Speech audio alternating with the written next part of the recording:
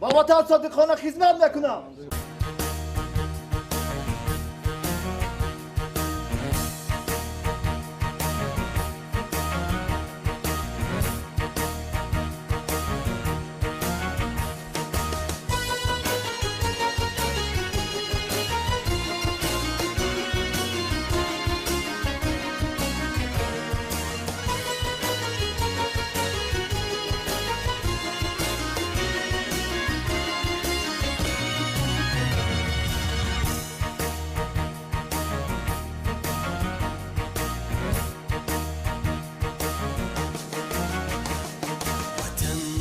جلال و بشانت قسم، به پاکی رودی روانت قسم، به کوه و به دشت و به دامانی تو، به مرغی بلند آشیانت قسم، که جان و تنم را فدایت کنم، همه هستیم را به پایت کنم، که جان و تنم را فدایت کنم، همه هستیم را به پایت کنم.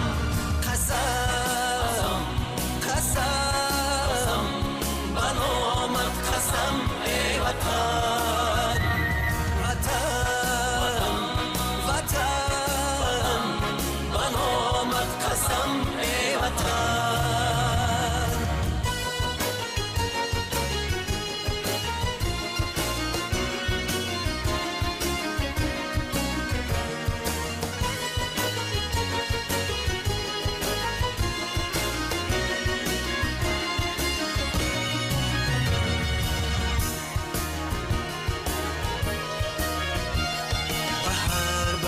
تاریخی زرینی تو، به نام آورانی زمانت قسم، به ختلان و بلخ و بدخشانی تو، به خوجند و هم زرفشانت قسم، به پیرانی با علم و کانی حیا، به فردای نسلی جوانت قسم. قسم قسم به نامت قسم ای وطن، وطن وطن به نامت قسم ای وطن. وطن ای مادری از طاقتی تحقیر خسته، وطن ای شهچناری از شمالی جهل بشکسته، زی بعدی 100,000 سال علمهای تو بر یادم رسند، فریاد خواهم کرد.